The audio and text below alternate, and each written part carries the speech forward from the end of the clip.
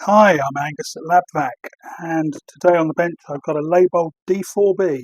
Been waiting for one of these to come along. We're going to jump right into it, strip it down, and we'll get it built back up and see how well it works. You can start where you like with this. I'm going to start by taking the input and output flanges off the pump. So this is the output. This is coming directly off the oil box, and just got 4 short bolts in here and an O-ring underneath.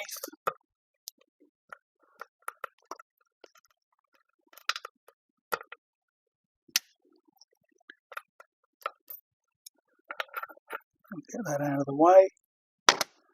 Looking a little bit grim, so this should be fun. There's the O-ring. When these are made, I think Leybold grease those O-rings on the inlet and outlet. I'm not entirely sure why. I don't think that's really necessary. Don't tend to do that when I put them back together. It's not a moving seal. It's completely static, so it should seal up fine without grease. That's the inlet side. You see there's a groove in there, which is where the O-ring sits. Take that out of the way. And then underneath the inlet, you have this little pad. This is a non-return. When the pump stops, that pops up and seals against the underside here, preventing any oil from coming back up the pipework. Then we'll go to take the motor off next. I'm going to tip the pump up on end. Obviously I have drained it of oil. And then we've got 4 bolts to take out from here, which can be a little bit tricky to get into. Now this is one of the dreaded pumps which has a fixed base plate. So this base plate down here that the pump sits on is cast into the adapter and therefore not removable, which, as you'll see, you have to wrestle around it a little bit at times, but it is what it is. Very good pumps, these.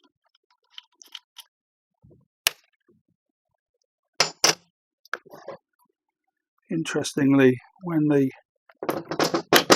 this being the Leybold B series, when they brought out the E series, Leybold Trivac E, it was intended to replace this, I believe. All the same size pumps and so on, but these things are so well liked in the industry that the E series never really took off. I don't see many of them these days, and the B just carried on. They kept making it, and it carried on selling and became the main pump again. So that's our motor off. This gasket is for airflow ducting, keeps the pump a little bit quieter. That one I'll throw straight in the bin. That'll get replaced. So the motor turns freely.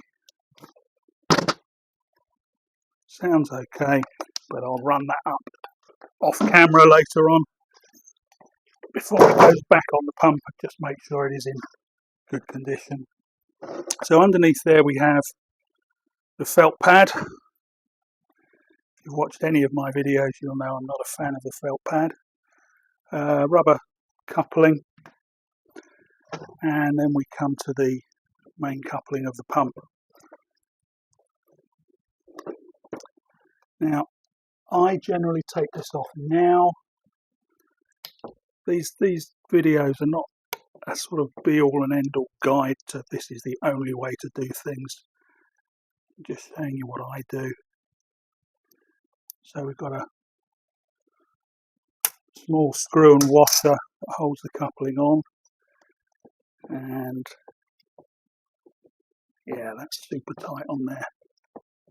So we're going to have to come back to that when we get further into the pump. We'll have better access to be able to knock that out of the way. There's the rest of that gasket.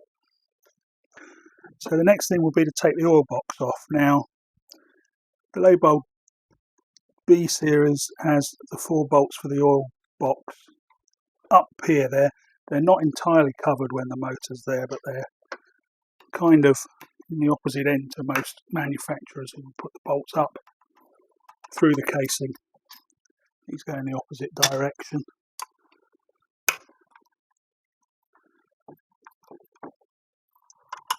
So we'll take those out.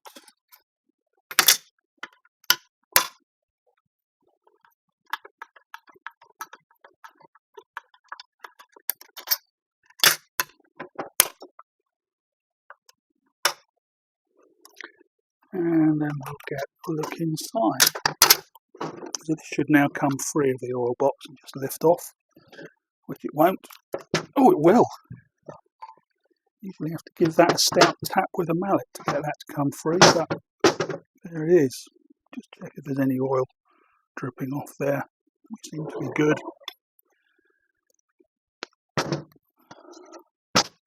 So there's our pump. This is a bit of the oil box gasket. It's come away now. These are printed, so this bead has been printed onto the plastic, and it's quite normal for those to split apart when you dismantle the pump. They'll stay in place all the time that it's in use, but they'll pull apart as soon as you take it apart. So we can take a look at the oil box. You can see that's pretty sludgy inside there, so that's going to take a bit of cleaning. The only other things that we've got on here are let's just take that over there. Got 2 fill ports, 1 drain port. This is our gas ballast control, which is a switch. Shouldn't need to do too much to that. And then we've got a removable sight glass on here, which can also come out. It's great having removable sight glasses because you can get in and clean them. Not every pump has that. And so a lot of pumps you get to the point where you can't really see through the glass and tell the condition of the oil very well.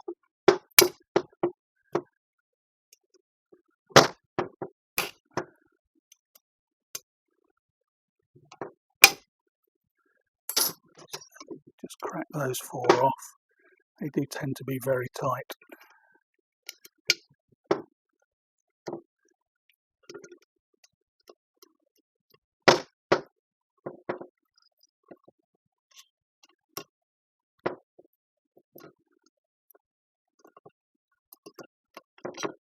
So, get those 4 screws out of the way. Cover will lift out. Underneath there we've got the glass itself with a paper gasket on top of it. That'll be in the kit, that'll get replaced.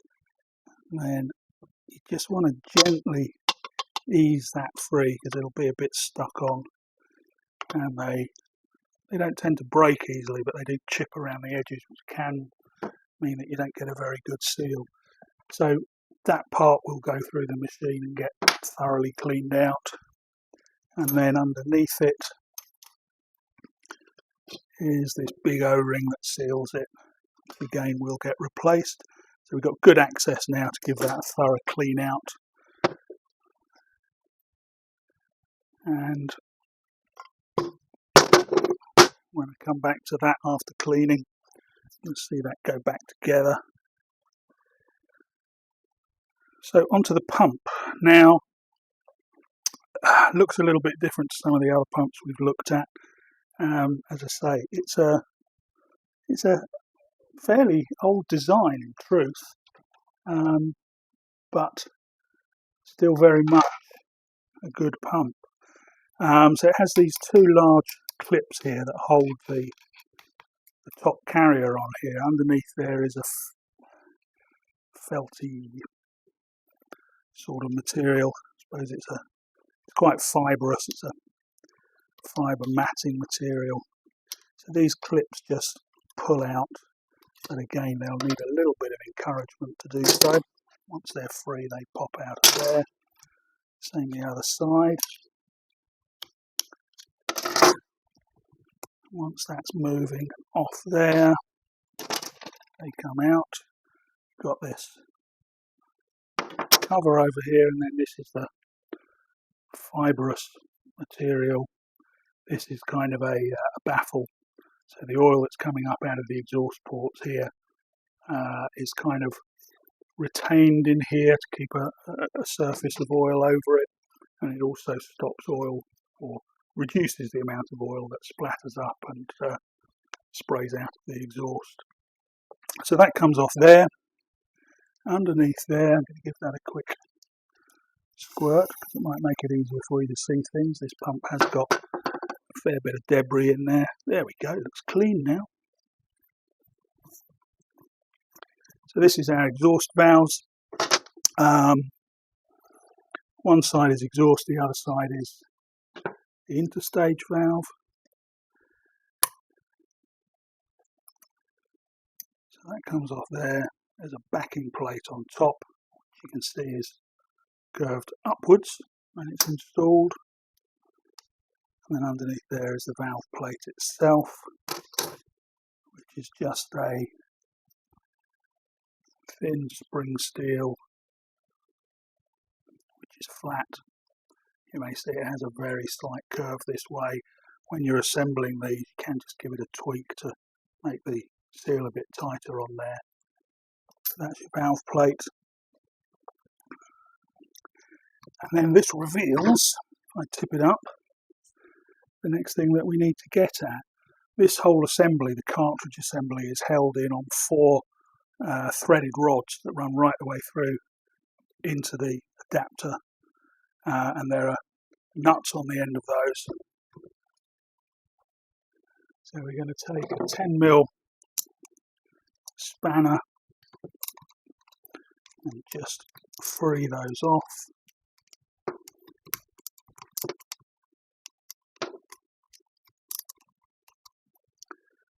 What we should have is the 4 nuts coming off the rods.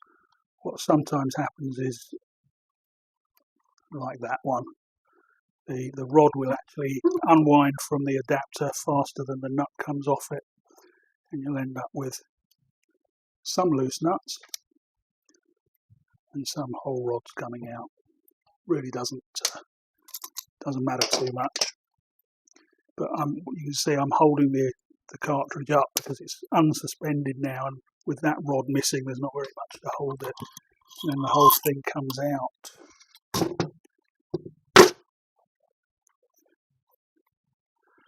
These rods do need to come out of here just so you can get everything clean. The cleaning process is the magic with repairing vacuum pumps. So that's our adapter plate. You can see it's a complicated machining in here. Some bits of gasket I can just peel out of the way. These can be particularly difficult to clean because you've got to get right into all of these nooks and crannies, as we would say in the UK. I don't know whether that translates very well, but there we go. So the only other thing really that we're looking for on here is on the side here. We have this plate.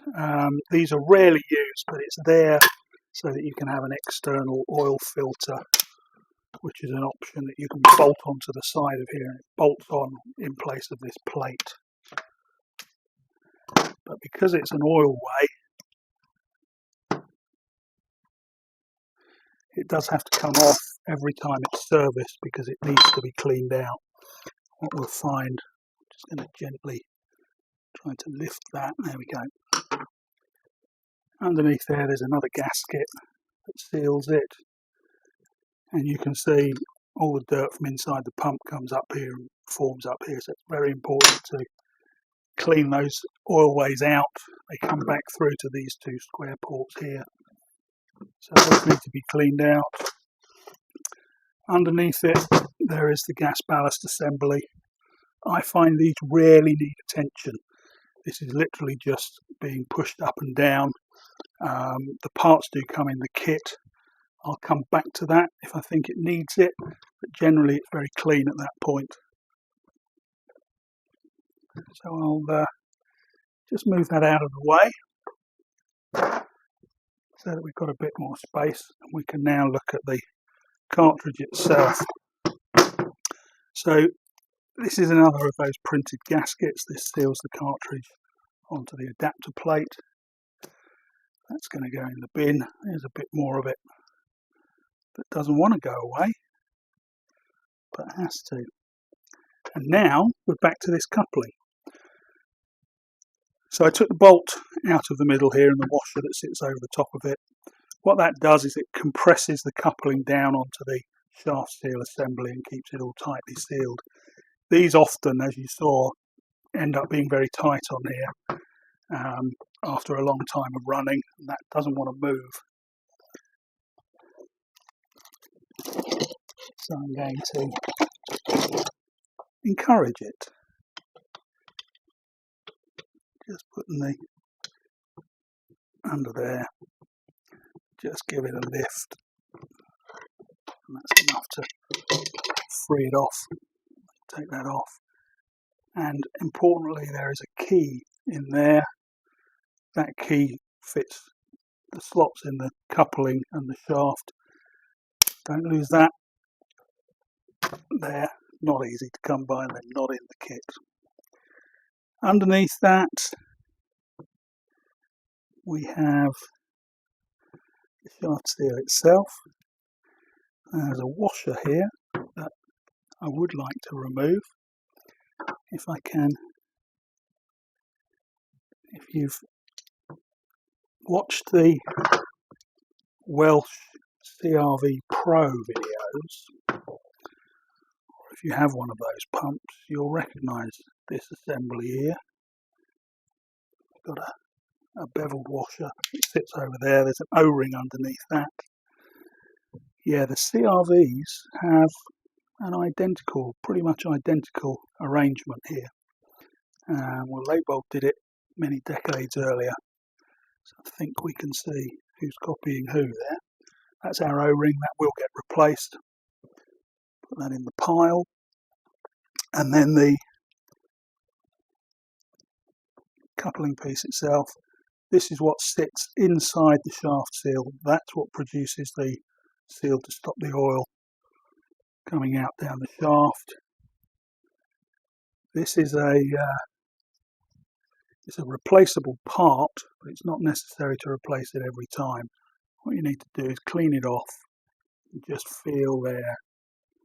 There's quite a deep groove in this one where it's running on the shaft seal. So I will probably check my stock and hopefully have a replacement for that. I don't think it's in the kit.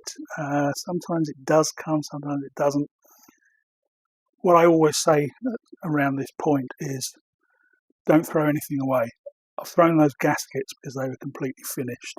But anything else, your O-rings and so on, hold on to all the parts until you've checked the kit, worked out what you're replacing, and if there's something that's not in there, you'll be glad that you didn't throw it away in the first place. So we're now going to go into the oil pump section, which is under this plate. And what you saw me do just then, as these screws come out, this one's a little tighter. In two of the positions here, alongside the bolt hole, there is a threaded hole in the plate. And these are called jacking holes. So you take the bolt out of there, screw out of there, wind it into the threaded section, and as it goes down there, it hits the plain metal surface behind. As I tighten these, it will lift the plate away from the rest of the pump. See, so it's coming down, sitting here and here, and that's enough to just lift it off. It makes it a lot easier to remove. Otherwise you'd be tapping gently with a hammer to try and loosen that off, because they do stick in place. So now take those screws out. That again will get cleaned up. This is our outer shaft seal.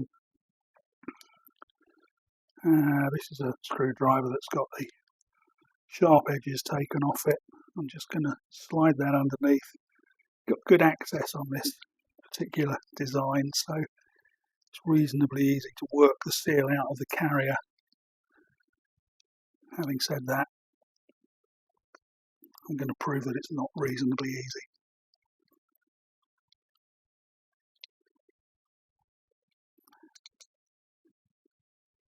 Because this one doesn't want to move. Okay, don't be downhearted. What do we do in this instance? We use a bigger screwdriver.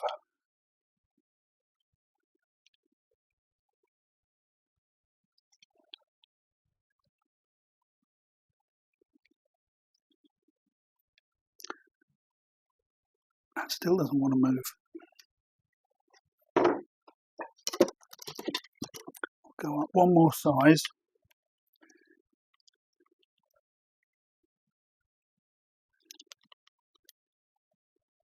And that still doesn't want to do it.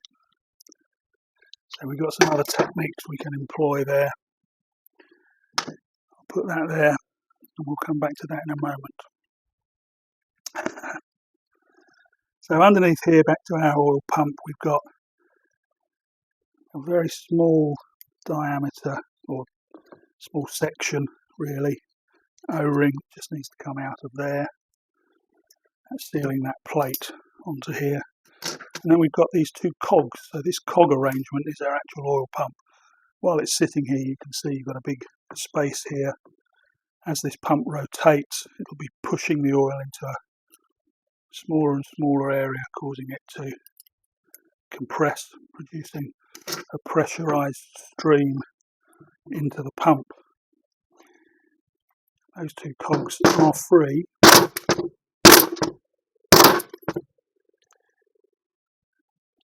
But they're a little bit stuck in there. Okay, we'll come back to that as well. Up top here we have an oil regulating plunger underneath here that needs to come out.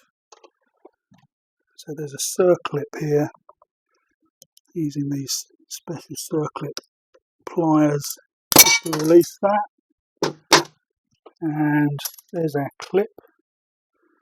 That's the top plate that was underneath the clip, and under that, stuck onto it, is another gasket, which will also get replaced. And then this is the plunger itself, which is very dirty in this instance. So that sits there, and then the reason that it pinged out like that when I took the spring off, there's a large spring under there. Again, other than the gasket there, we will be reusing all of those parts once they're cleaned up. Now, buried right down in the bottom here, difficult to see, not too difficult to get at with a pick, there is a seal.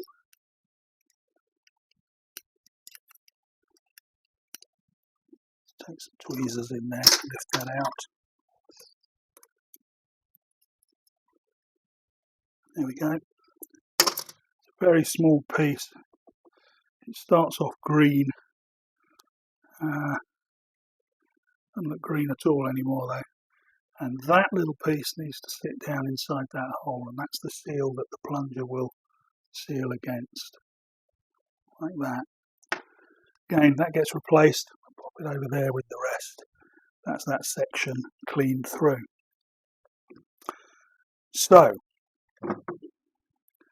we now need to split these sections apart. There are dowels in between each section holding these together, so they don't come apart particularly easily. The simplest technique, if you're reasonably careful, is to place the head of the screwdriver there and give it a bit of a tap. I've got my hand pressed down onto the body of the pump. Give that a couple of taps, turn it over, and do the same from the other side.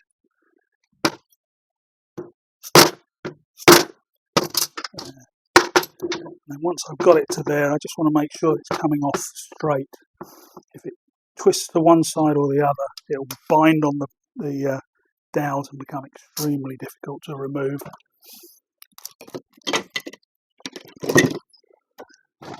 And now that I've got a gap there, I can take 2 screwdrivers or a couple of pry bars and just carefully work it off.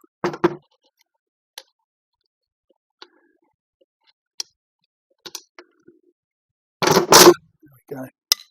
You want to do that carefully. You don't want to be leaving big gouge marks inside here.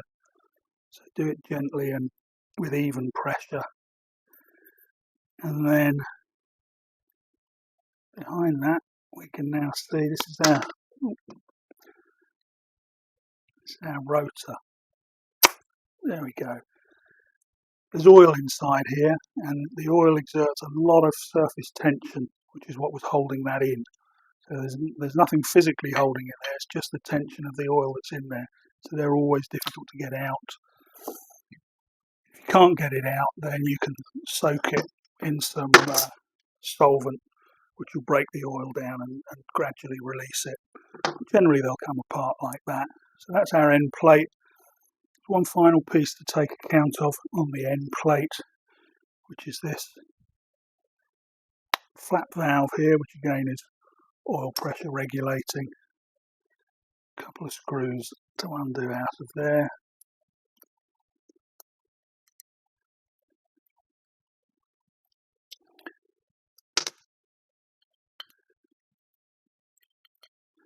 With those removed, you should have washers with them, which they do.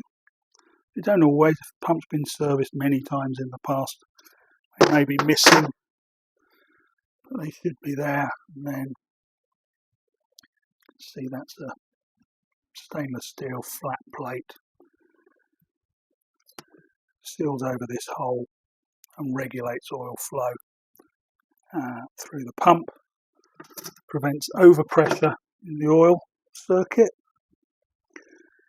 So with the end plate off, the other thing I should do at this point is just take that other vein out. So there are 2 rotary vanes from the stage we've disassembled. They'll need to be cleaned. They should be going back in. They look a bit rough around the edges, but I'll hone those. And if I'm happy with them, they'll go back into the pump. And then we progress through. Here's one of the dowels sticking out there. The other one stayed with that plate. That's actually lifted out easily. You often have to tap these out. But those dowels all want to come out because they all need to get thoroughly cleaned and prepared before the pump goes back together. There's the second one there. And then we do the same with the next stage. Now I've got a bit of a gap opened up here already. I'm going to try my luck and see if I can ease this off without having to hammer on it. So I'm just going in round the dowels. The dowels are all down at the centre of the piece. And I can just work side to side enough to get the larger blades in there. Again, just going one above and one below the 2 dowels. Ease that apart like that.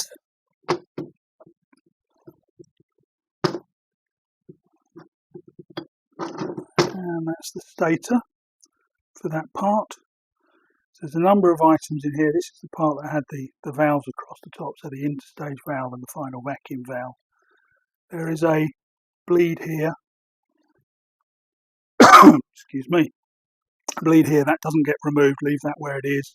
What I will do once this is cleaned is just make sure that solvent will spray through it from the aerosol. If it does, that's fine. And then this part, which is a conical spring with a valve rubber on top, that's the gas ballast non-return, which stops oil from going backwards through the gas ballast pathway and out of the pump. So that again will get replaced. I'm not entirely sure whether the spring comes in the kit or whether it's just the pad. I'll leave that there until we find out later. And then we want to work through the next stages to remove them.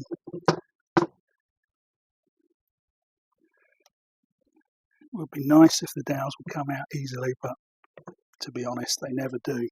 What you don't want to do is get a pair of vice grips or pliers and grab hold of those to pull them, because you'll score up the outsides of these and then they either won't go back together at all, or they will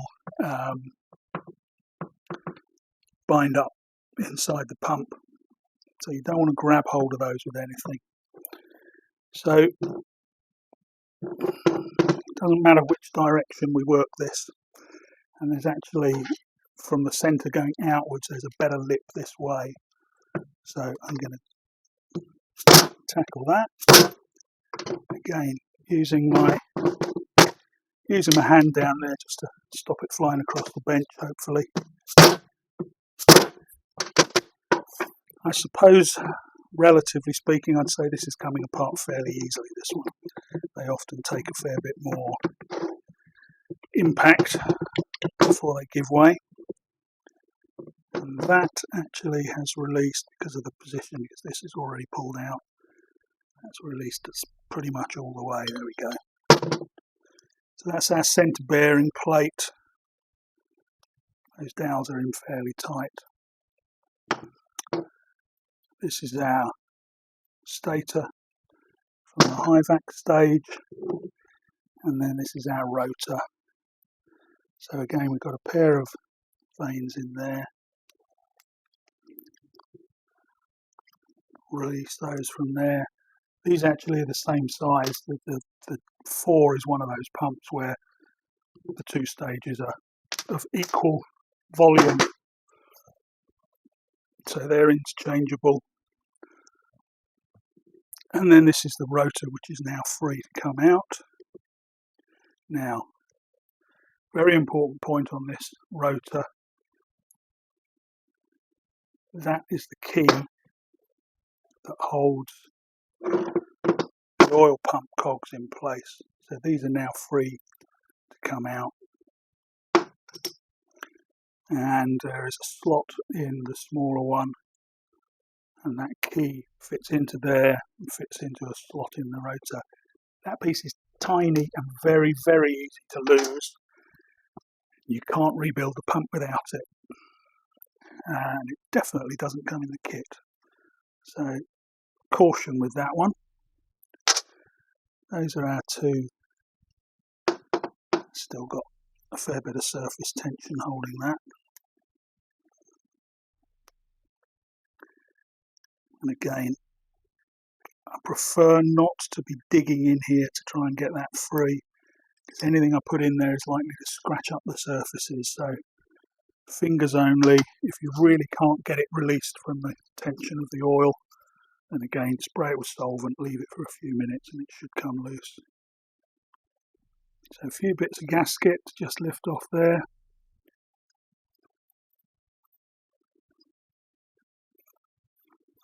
And then that part will be all ready to go for cleaning. Okay, and one of those dowels has just pulled out, the other one's not going to, so I'll show you tackling the dowels. We've also got the inner shaft seal here. Why don't we see whether we have better luck getting this one out.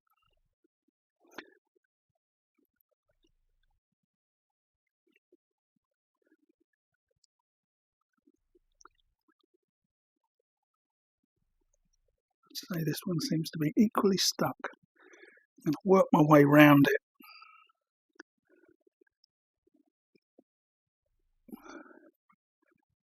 Let's try and release it there.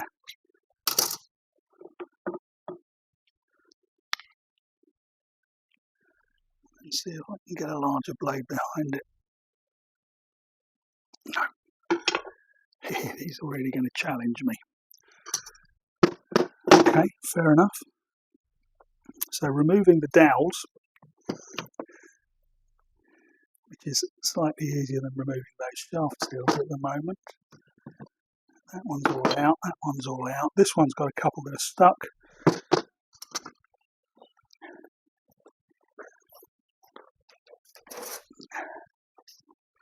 I would normally set this up on a different bench, but you wouldn't be able to see it if we did that. So this is a drill press vise.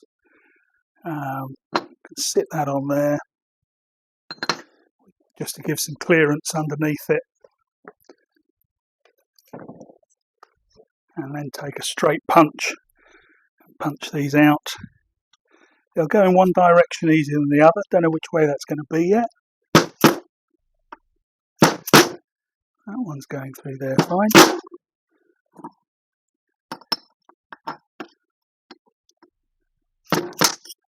That one's out. This one's got far less distance to travel if I turn the piece over. Do it that way. That's that one out. And you'll see that those ones are longer than the first ones that I removed. I don't know if you can see that at that distance, but the longer ones go into that centre piece. I think fairly obviously, because they're connecting to each side of the centre. Likewise, I've got one stuck in here. Now, this particular one has a blank inserted here that seals it off. So that is just a disc, but it'll be stuck in position now. So as this comes down, it's going to pop that disc out. So when I take that dowel out, I also need to find the disc. The disc is chamfered, and it will need to go back in. See on here that there's one hole that's slightly larger. That's where the dowel will come through, and that disc needs to go back into there to seal that passageway before the gasket goes on and covers it. So that's another small piece that we don't want to lose. So we're moving through this fairly quickly. They come apart. This one comes apart fairly easily. Just got those shaft seals to deal with. So while I've got my press here, I'm going to have a go at knocking these through from behind. As I've said, there is no one definitive way to do all of these jobs. You very much have to think on your feet. There are lots of techniques and lots of tools for doing most of these jobs. You've just got to find the one that works for that particular pump.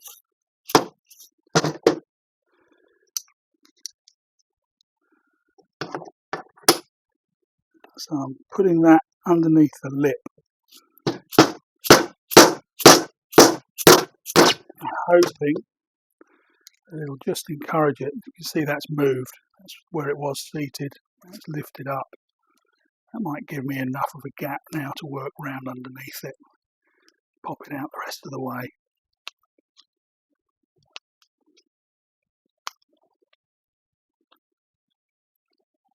Again, if you've watched any of my other videos, you'll no doubt have seen other tools that I use for removing these.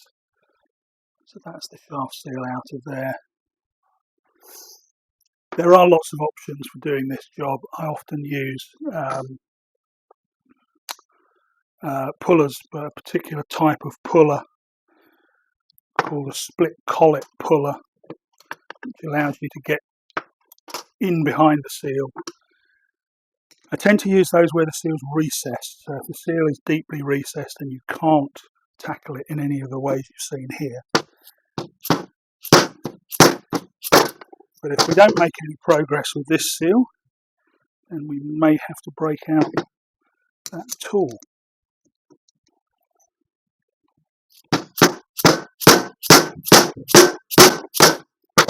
But for these Leybold pumps, this is generally my preferred method.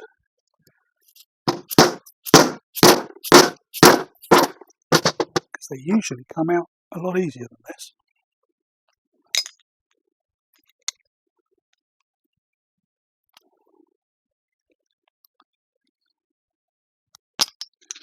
This one is being particularly stubborn.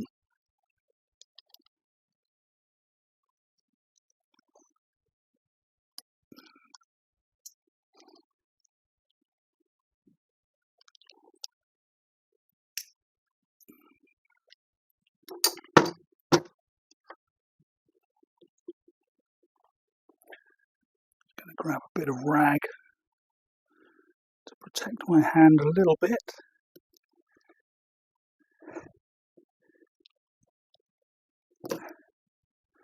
This is just not wanting to come out at all. That's the seal shredding up, but the outer not releasing at all. So another technique that I would fall upon at this point is to put, again, this is a screwdriver that's had the sharpest corners removed from it. I'm just going to work that down between the seal and the metal, and that will enable me to actually destroy the seal and take it out. That looked like it came out really easily, and you'll say, why did you not do that in the first place? It came out because it had been battered by all the other processes I'd already tried. And the reason that I don't normally go to that first is because what it does do, by levering it in that way, you tend to leave a little bit of a mark around the edge of the metal here, which obviously you want to avoid. But sometimes you just have to get on with it. So what I'll do is go in with some fine wet and dry and just tidy that up. It's not that bad. That'll clean up fine. So that is everything dismantled from this Leybold D4B. So that's all going to go off and get thoroughly cleaned with all the magic processes that I don't show you, because it'll take 4 hours to sort that all out. Once that's done, I'll bring it all back here and I'll show you the reassembly.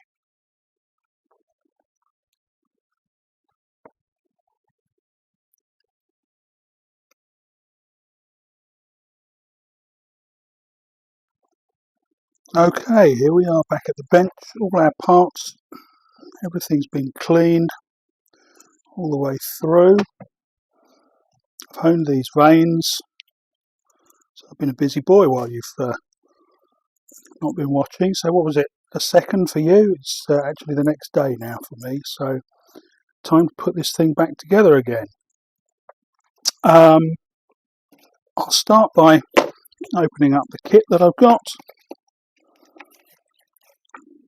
And I can check the parts. Now there is one part that wasn't in the kit. You'll remember when I dismantled the pump, this sleeve that the shaft seal runs on has a deep groove in it. And I have decided that I'm going to replace that. So I've got a new one here that's all clean. That's not in the kit, that was an additional part that I've added in. It's a good idea to open up all the bags of parts and just see exactly what you've got. So that's my old coupling, which has hardened off a bit from use. I've got a new flexible coupling there. I've got the two shaft seals, the inner and the outer. Unusually with the D4B, these are actually identical, the inner and outer. Normally they're different in other pumps. This is the little green seal that sits underneath that plunger. I showed you when it came out, was black and hardened off, so that'll be going in. And I've got various pads and so on. These 3 flat washers, these go on the fill and drain plugs. They just slide onto there. So I'll do those now. And you can sort of work through the kit and identify what you've got, where it's going to go. Anything obvious like that we're not dealing with right now, just get them out of the way.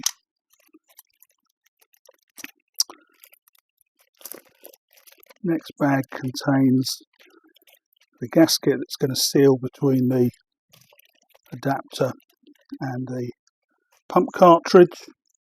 This is it's a lot easier to see now, this is this fibre matting that sits underneath that cage and on top of the valves in the pump.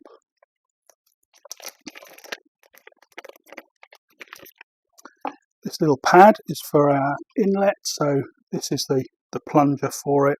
I've removed the old pad from on here, cleaned this, and then the new one will just sit on there. It just pops into there. That'll go in when we get to it. Got a few gaskets in here and a felt pad, and then I've got the oil box gasket and that cardboard ducting plate goes between the motor and the pump. And then finally I've got a bag of O-rings.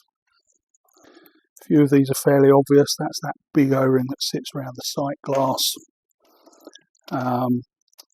This very small section one, which is for the oil pump.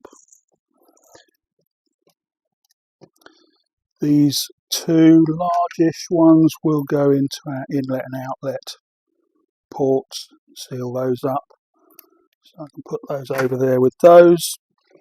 And then I've got one for the outer shaft seal. And I've got these 2 beefy ones.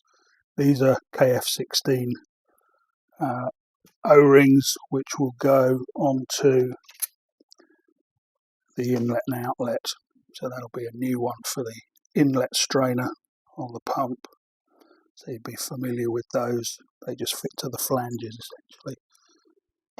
So the old one can go out. The new one I'll just supply to the customer with their pump, and they can replace that because I don't have their clamp and O-ring for the exhaust side of the pump.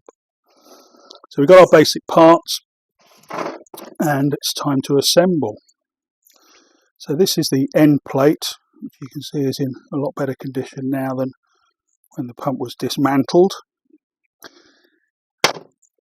There's no single correct way, order to assemble parts, but this is how I generally would do it.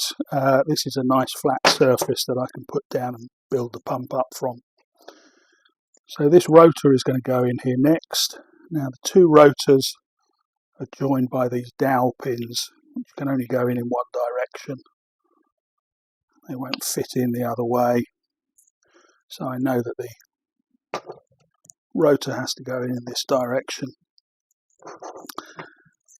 For anyone that hasn't watched one of these videos before, big pot of vacuum pump oil, and I'm going to lubricate everything as it goes together. So I'm going to dunk that in there so that it's got a good surface of oil, and then that'll need to be pushed down and rotated because there's excess oil in there that needs to come out so that those will fit tightly together. Then we can install the vanes into there. With the D4B, the two sets of vanes are the same size, so either set will go in. They're also not handed, they can go in any direction.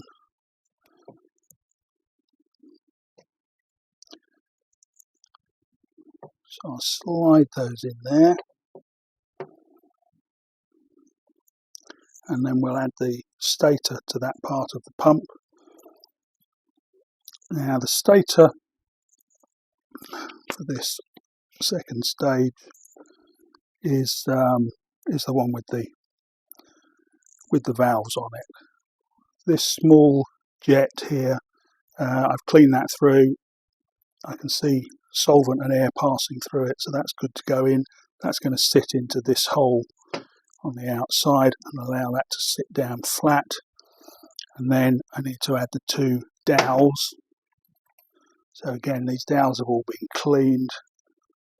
The way I get those in is a little bit of oil on them to help them slide. And provided they've been really thoroughly cleaned, they should slide in fairly easily. Down like that. And then I can fit this. Now again, I'm going to lubricate these surfaces. There are no O-rings sealing between these sections. They rely just on the tension that you apply to the pump. So a little bit of oil in between just helps to get a good seal in the first instant. That sits down on the dowels. Make sure it's all the way down. You should have these two surfaces of the rotor and the top of the stator edge there should be flat. They're not, so I can see that this hasn't completely sat down. So I'll just check all around that. There we go. That's good. Make sure it turns freely, and then we build up from there. So the centre plate will go in next. The centre plate orientation has to be correct, obviously, and within that we need to bring in the gas ballast non-return valve, which sits in this large well here. So this is the one that came out. You've got to reuse the spring. It's not an included part, at least not in this kit. But the rubber can go. So that's our replacement. Nice bright green. Seat the spring onto that.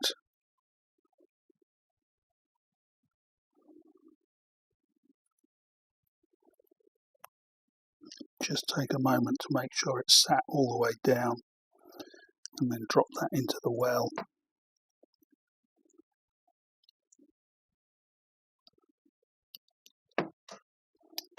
Give it a push down, make sure it's sitting up straight. It will sort of align itself, obviously, once the pump's put together and it starts to run. But the closer you can get it before it goes in, the better. And then, pardon me, I'm suffering from something at the moment, not quite sure what. You can just about see the markings still on this, even after cleaning, from where that sits. So I know my orientation on here. Again, plenty of lubrication. This is the standard vacuum oil that you'll be putting in the pump at the end of the process. Nothing special beyond that. Make sure that that bore is lubricated for the rotor to sit in, and then that's going to drop down on top of there. And again, it needs to be doweled into position. So this is where the two longer dowels come into play. And again, if all is well, it should be possible to push those down through there. By hand, and just have them line up onto the holes underneath. If they don't, then a little persuasion might be required.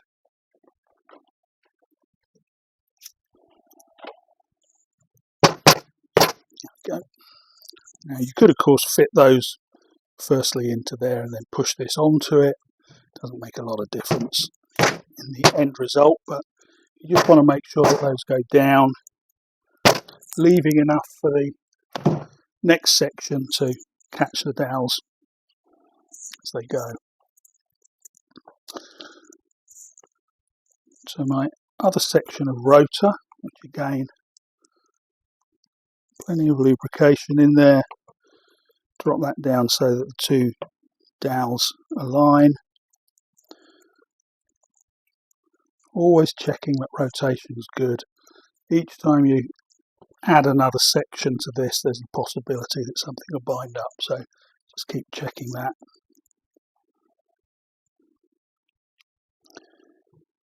Fit the two vanes to this section. Make sure they're moving freely, and then the stator gets applied to this as well.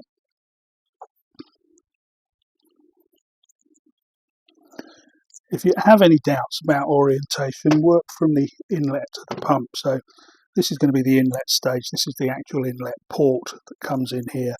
That's coming into here. That's going to be the large open section, with the smaller section being the exhaust side of that. So that will drop on like that, onto the dowels, push it home. Go. And again, just checking that I've got an even surface across there, which tells me that everything's fitted in there correctly. When you're rotating the pump by hand, you've seen me go backwards and forwards just a little bit like that. If you're doing full rotations, rotate it in the direction that it would run. Just ensures that nothing is going to bind up. If you keep turning it in reverse, it's possible to just bind things a little bit. And then comes our final section. Pardon me again.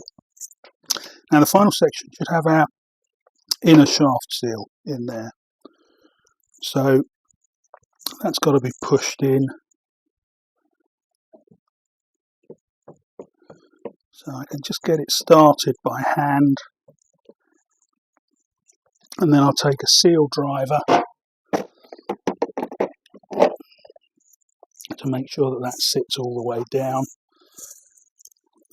The seal drivers that I use are these. These are readily available, these kits with different sizes in there. So they come with various different parts for driving different size seals. And you put a handle on there, and then you give it a bit of a thump. And to avoid spraying parts across the bench, I'm going to just move over onto a second section of the bench over here.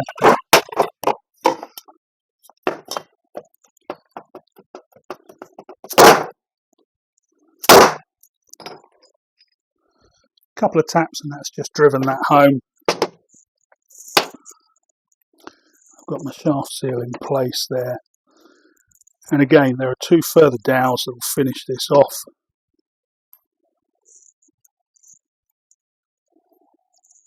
Put them in first or put them in after. Just to be different, I'll do it that way round. Just making sure that everything is lubricated up. If you build the pump dry, when you first start it up, it's going to be metal on metal and vane on metal with no oil in between. They can actually destroy themselves really quickly if you do that, so just add plenty of oil as you go together. Any excess oil, which there will be clearly with this one, it'll just get exhausted out when you start the pump up.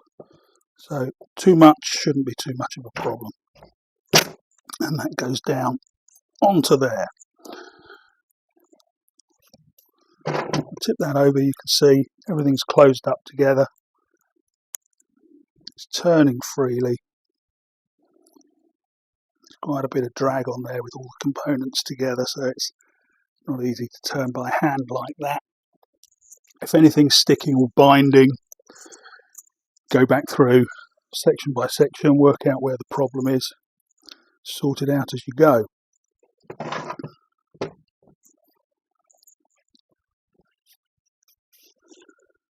So I have this disc, which I mentioned during dismantling, which sits in here and just covers that passageway. Now that is going to be loose now because everything's been cleaned, so that's going to fall out every time you move the pump. Once it's assembled, obviously it's held in place. Don't forget to put it back in, but that's where it goes. So I can move on now to assemble the oil pump section. So the first thing to go in there is that O-ring, and then I have got 2 oil pump cogs that go in here.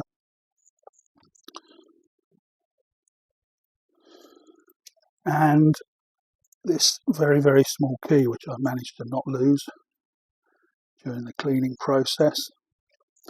And that key needs to sit back into the recess in the shaft.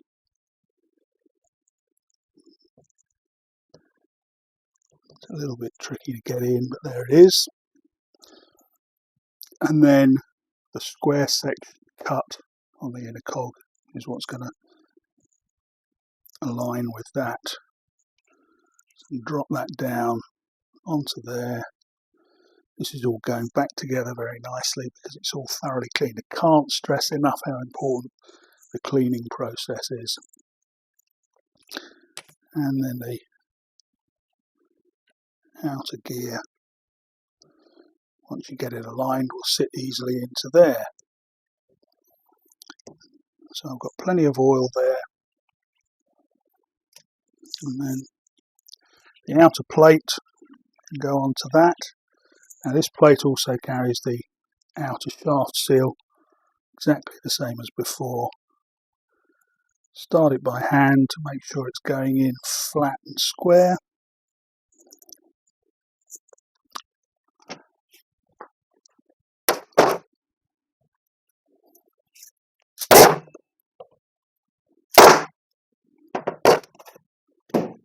Couple of taps to drive it home, and that's the outer shaft seal in place. So we've got 3 bolt holes for this to go into. A little bit of lubrication on the back there. Drop that on. It goes on easily because the way these are designed, it's not actually contacting the shaft at this point. Got those additional components to go in there. So I now need to grab the 3 screws that hold that in place.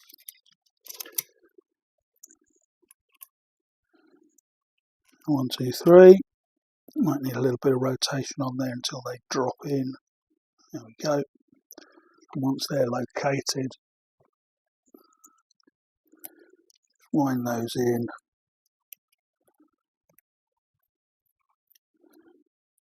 You want to put this plate down with even force all the way across it, so take all the screws down at the same kind of rate rather than tightening one all the way off before the others are even started. And then finish those off. Just drying off the shaft there, ready to take the final components. So these will comprise the new sleeve that I've got for the pump. That's going to want to have just a little bit of oil. This is what is actually in contact with that shaft seal. So you just want to lubricate the edge of that as it goes in. Picked up a bit of dust from sitting on the bench, so get that clean. That slides down onto the shaft, and then you'll feel when it reaches the shaft seal itself, and just with a bit of a twist to turn it so it sits in nicely.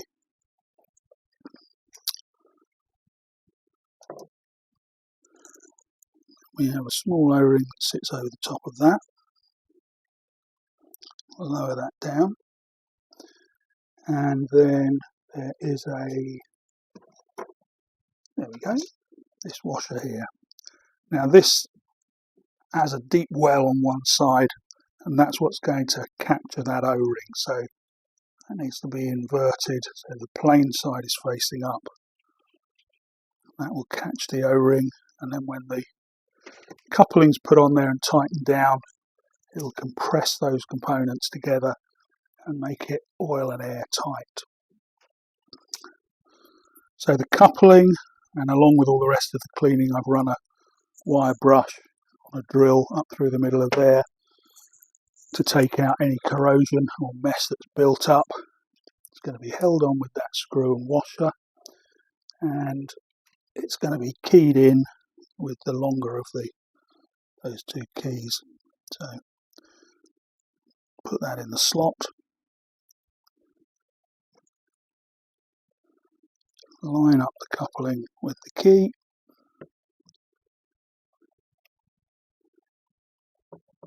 and then, now this should be a tight fit. Obviously taking it off, I had to lever it off to get it free. It should be a tight fit, but it should slide smoothly down like that until it engages at the bottom, and then screw and washer that sit on top. That will compress that and hold it all together.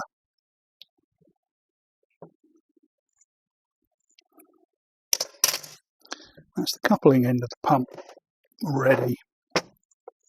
And then again, as I turn that, you can see that excess oil from assembly popping out of the valve there, which is exactly what it should be doing. I'm going to use that oil to just smear across there to give me a coating, and then I can assemble the valves back on. This is the original valve that came off. Again, it's not replaced with the normal seals kit. So that sits there. That sits there, just sitting on a little dowel there. And then there's one screw that goes down the middle. I'll bring all of that into alignment. Hold it tight.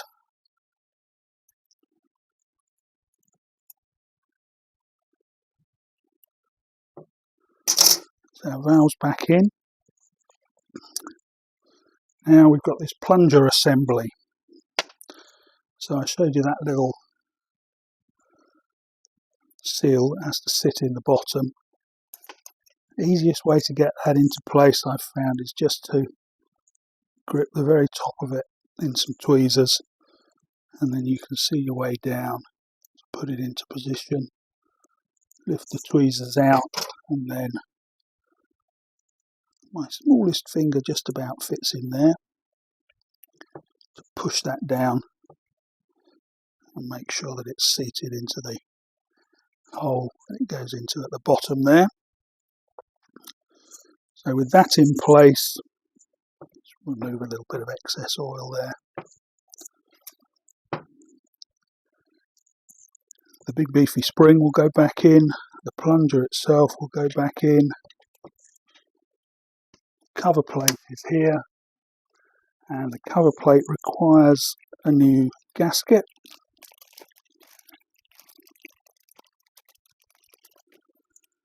Which is this fella, goes on either way up. I'm just going to make sure that it sits nicely in. This one does. Occasionally they're slightly overcut. You might need to trim that just to make sure that it sits in nicely. And the plate goes over the top, and the circlip, spring clip, whatever it's called, wherever you are, goes on there. Now these little teeth on the inside actually point downwards, so this is the correct way up for that to go. If it's upside down, they would be facing the wrong way, so that needs to get in there. And then you've got to try and get everything together all in one go. So set that up on there. You're working against that big spring, so you've got to hold everything down to get this into place. So that's everything in there. and then I need to hold that while I get the circlip down into place, and that hasn't gone into the recess. You can see it's tight here. That needs to go right down until it springs out into its correct position.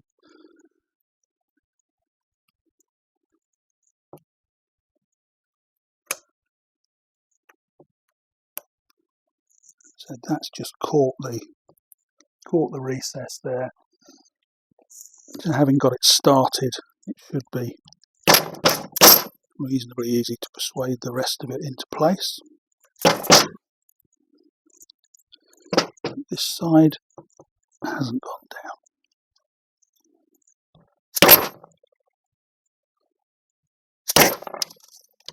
And there it goes. That's what will happen inside the pump if you haven't got everything assembled right in the first place.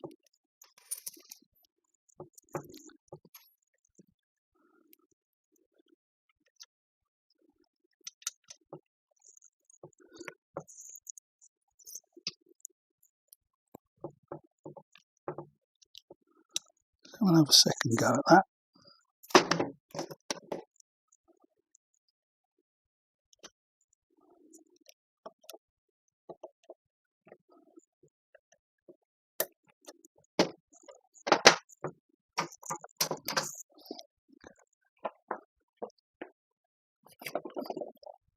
Slightly more solid implement for knocking that down.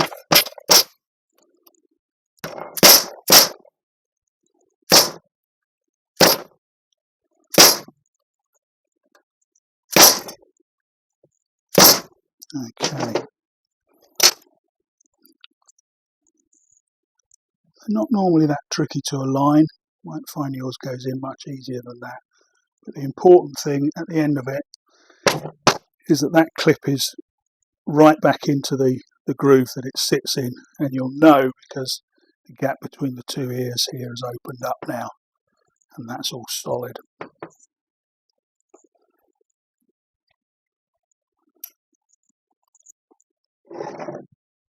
Okay. Again, no exact order in which to move forward, but around about this time, for example, I don't want to fit this now because if I put the clips on there, then I won't have access to get the rods in. So it's kind of, you may find that you have to stop and work back a couple of steps as you go along. And likewise, I haven't put the plate onto the end here, the oil control plate, because it has a couple of screws in there, and I still would like to be able to put the pump up on end like that, so the flat surface on the end is preferable. So the pump now needs to go into the adapter. So actually taking all the oil off that surface, because this is where the gasket is going to sit. So here's my gasket, goes on here, and you really need to follow the shape of the beadings on here as to which way up it goes. Could go that way, could go that way. If it goes that way, most of the holes are missing the sections they should be on. So I think you can see that fairly obviously this needs to clear for this hole, likewise here. So the gasket is going to sit like that. So I'll fetch over my adapter plate, which has all been cleaned. It can be very difficult to get down into all of these recesses, but it is critical that it all gets cleaned up properly. And this is also where we discover that the cast-in base plate is a pain. So it's going to sit like that. So I'm going to just hang it over the edge of the bench, which will hold it there. I'll just bring the camera out a little bit there so that you can see that. And now we have to assemble cartridge to adapter. So the 4 rods, or studs, I guess they really are, just wind back into their holes.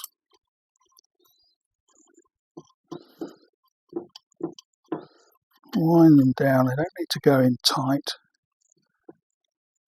because they'll get tensioned up when we put the nuts on the other end. And now we need to assemble the cartridge onto that. So I'm going to flip the gasket over and set it down here, making sure again that the passageways aren't blocked by the gasket being the wrong way up. And now is the moment when we need to put that little disc back in there. Now, as we saw earlier, if I turn this over, that's going to fall out. I'm just going to put a little bit of oil behind that. Hopefully will just give sufficient tension there to hold that in place. And I'm going to test it. I don't want it to fall out when I assemble. So yeah, that's staying in place for the moment. It won't stay there for long, so we need to move along fairly quickly. Just jiggle that around until it picks up the 4 studs. And it'll drop down into place all the way on like that. And then bring back the 4 nuts, which will just wind on there.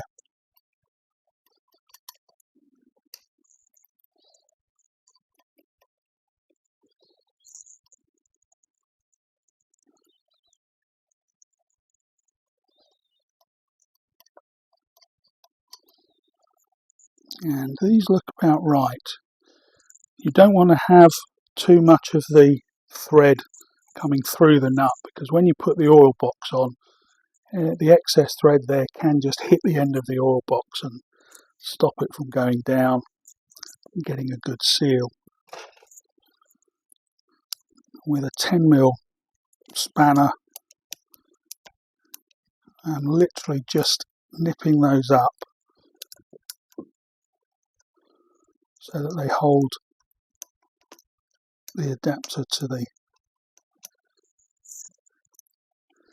pump cartridge. And then I'm going to flip it back up the right way round, turn it by the coupling back here, just turn the pump and make sure everything is good, and then I can start to tighten these off, working my way round. If I do these up too tight, then eventually the pump will bind up. What you're doing is compressing all of these together.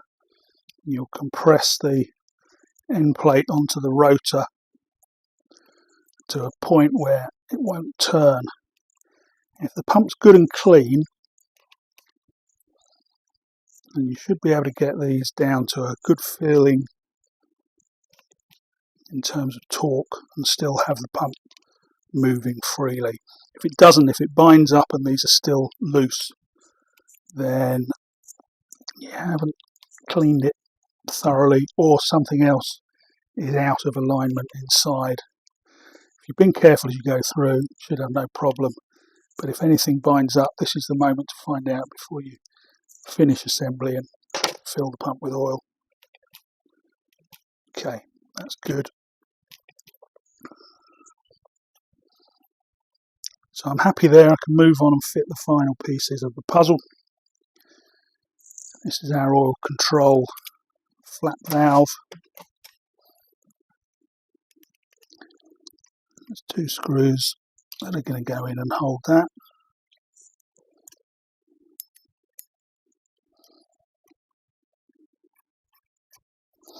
Get those both aligned and tighten them off. And then this assembly sits over the top of the valves, and the 2 clips go back on. Now the 2 clips are curved. The curves need to face inwards, so this is going to go on this side. just line up that hole at the bottom and push it across. The clips will fit quite happily on the other way round, but if those curved sections are facing outwards, they'll stick out too wide for the oil box to fit over. And that is the internals of the pump taken care of. So we can go ahead now and bring the oil box over, prep that up and fit that.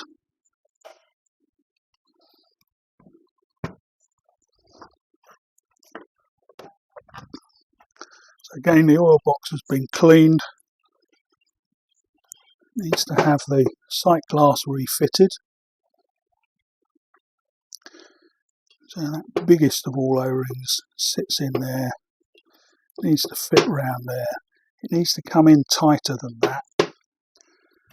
When this section goes on, it will push on the sides. And I just like to just push it down there before I put the sight glass in. Just make sure that it's going to work when the moment comes.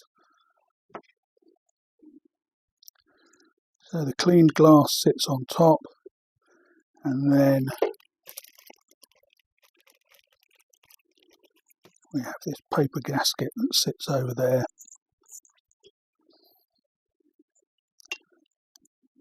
Just give that another wipe. It's got a bit of oil on it, which we prefer to keep to the inside rather than the outside. So that paper gasket sits on there, and then the cover goes across the lot,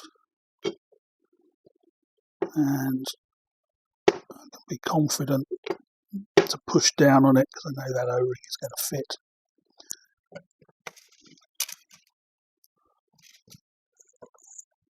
And then refit the 4 screws. And again here, more perhaps than anywhere else on the pump, even loading on the 4 screws. Because if you do bind it down in one corner, you can actually damage the glass. So I'm going to work around that, sort of a turn at a time from when they're snugged.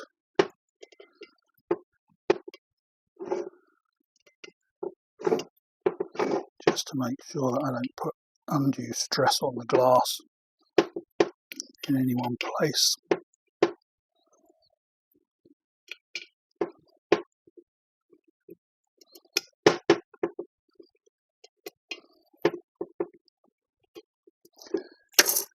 That's my sight glass dealt with.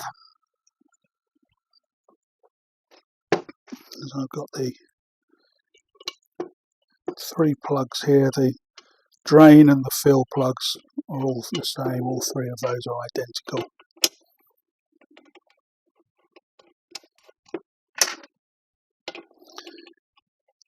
So those can be fitted.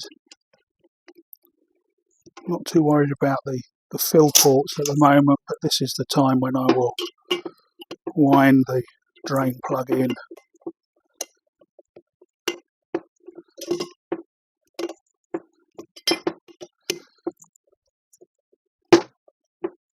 Because there's no reason for this to come out again now before I fill the pump with oil.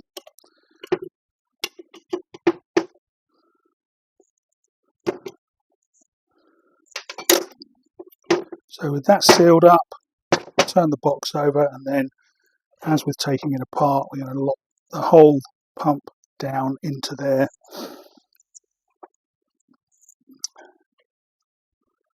With the oil box gasket.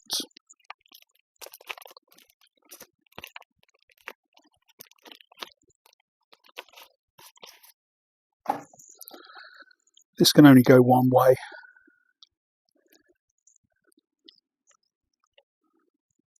Which is that way, because these bolt holes are offset at the top. So that's going to sit like that. Now you can see there are 2 holes here and here. They actually correspond with dowels on the pump itself. So there's a couple of ways to go about this. We could lay the pump down this way, put the gasket on, drop the box on, but then the bolts have got to come up from underneath. which is an inconvenience. I really want to lower this in, but what I can do now is take the gasket and apply it to the pump side of things and just ease it onto those two dowels, and the dowels will be sufficient to hold it in place so that when I turn the whole thing upside down to lower it into the oil box, the gasket should stay in place.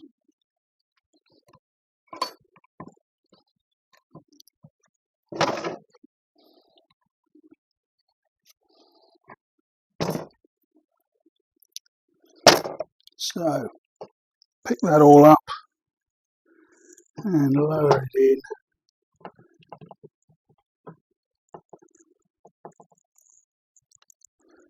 And when I get the dowels lined up with the oil box,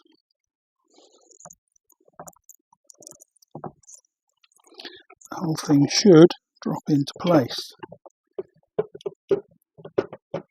Okay.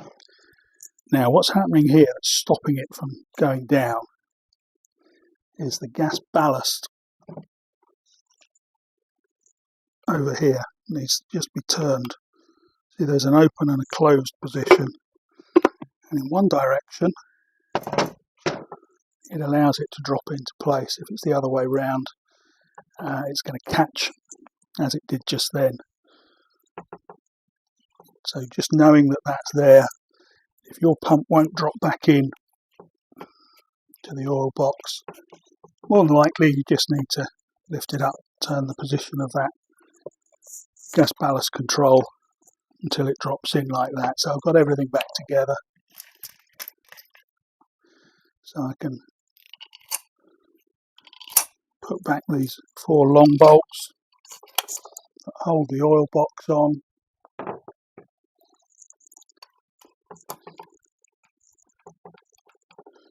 Wind those in, still going from bolt to bolt just to make sure nothing's binding up. These of course are stainless steel bolts going into aluminium threads, so if they are misaligned or cross-threaded, excuse me again, if they are misaligned, cross-threaded, then you're going to damage something expensive. So time and patience always. Okay, coming together nicely. Got a few things left to do. One is this side port here for the external oil cleaner where it's to be fitted. So I've got a gasket that goes with that. Gasket's going to sit in there and fall straight out. Be easier for you to see if I turn it over like that as well. So that sits there, and the countersunk screws go into that.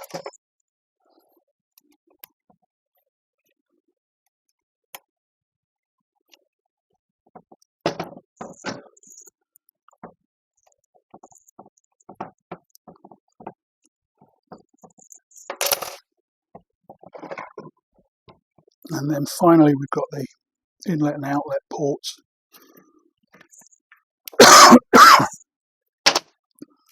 Oh, I see a doctor. These O-rings sit here, and I think I said when I was taking this apart yesterday that you'll often see that these are greased into place. I think that's to stop them falling out when you turn it over like that. They have a tendency to fall out. Grease would hold them in. The alternative way of doing that, I find, is set it up like that with the O-ring in place, in position, and then quickly flip it across and it'll catch like that. And then the short screws are the ones that go back in there.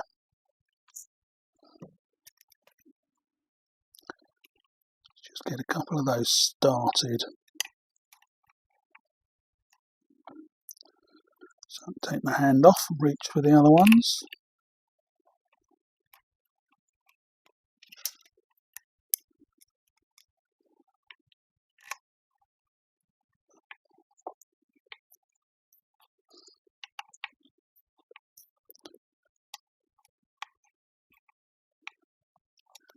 Snug that down against the O-ring.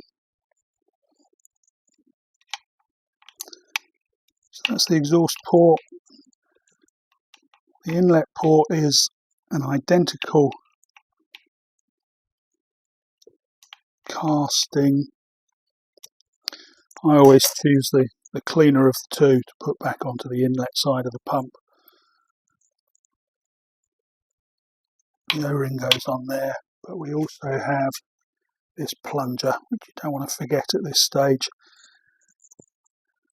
There is a central hole there that it came out of, so you just want to drop that straight back in, and then when the pump's turned off, oil pressure will push that up to seal against here.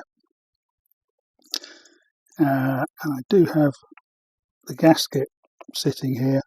You just got to make sure you don't get that in the way, and then the same technique to catch that O-ring.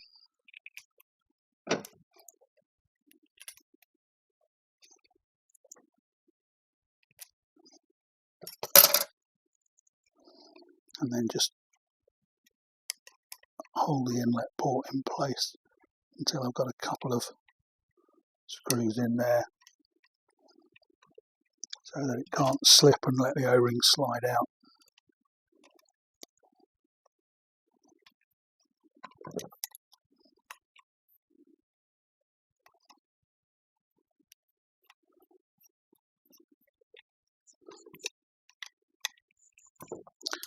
Tighten it down.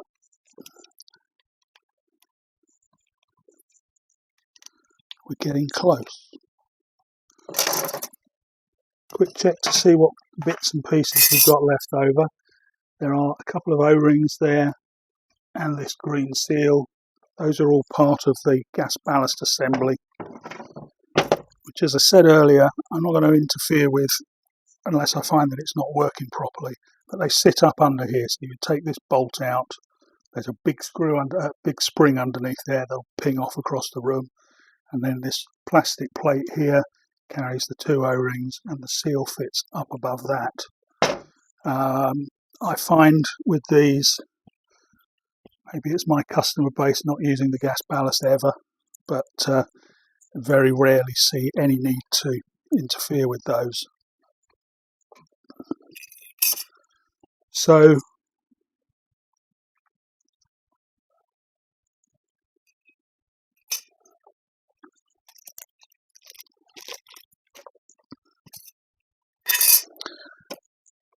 we're now ready to attach the motor back onto the pump.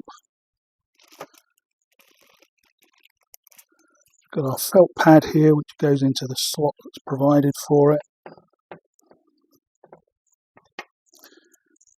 The rubber for the coupling sits straight in. I'll then just turn that so I've got, that's the way I like to do it, leave a gap at the top, and then I know where to align the motor.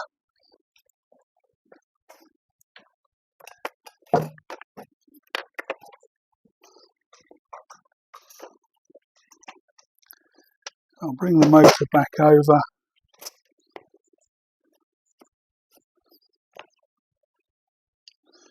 and the handle which fits with it, and then I've got the final ducting sheet, which is here, which sits in between the two. This is to do with the airflow from the motor in. Just keeps things a little bit quieter, stops you having metal on metal contact. Doesn't make a massive difference, but it's there in the kit, so it's going on the pump. And then you've got to hold the motor in such a way that the handle stays in place, the coupling stays lined up,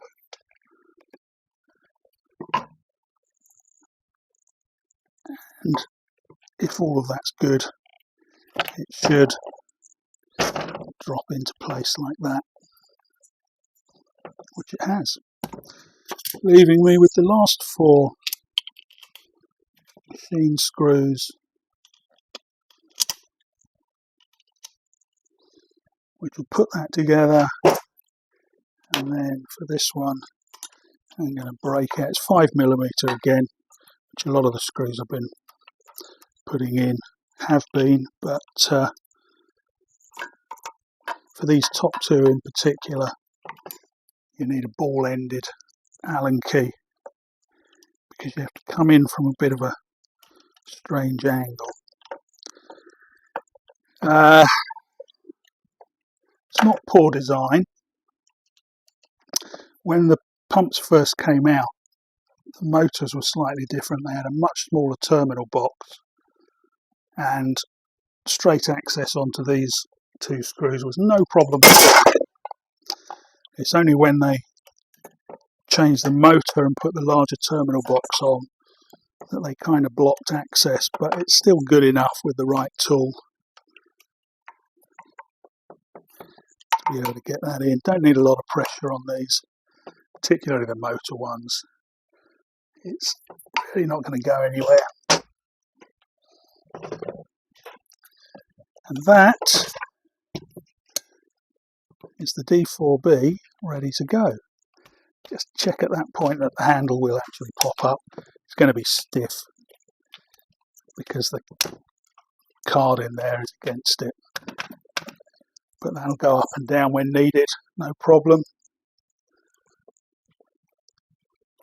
So the pump's done. That's going to now get some oil in it and go over to the test bench, run it up, and then I'll hopefully add a little bit on the end that shows you what the final figures are. So there we are, over at the test bench now with a gauge on top of the pump, and that's our D4B 1 × 10⁻³ It's a good service. Thanks for watching.